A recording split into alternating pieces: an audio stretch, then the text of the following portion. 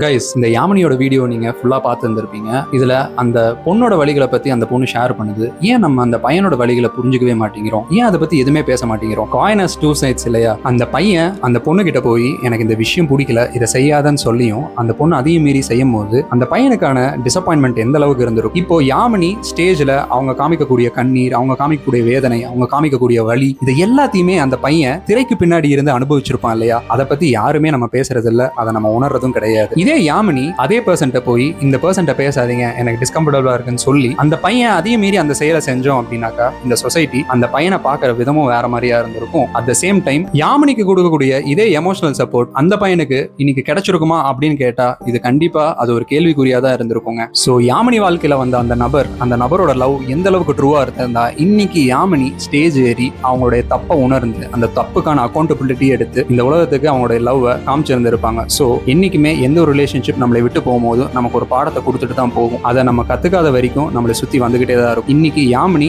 அந்த விஷயத்த கத்துக்கிட்டாங்க அப்படின்னாக்கா அடுத்து அவங்க வாழ்க்கை வரக்கூடியது ரொம்ப பியூட்டிஃபுல்லா இருக்கும்.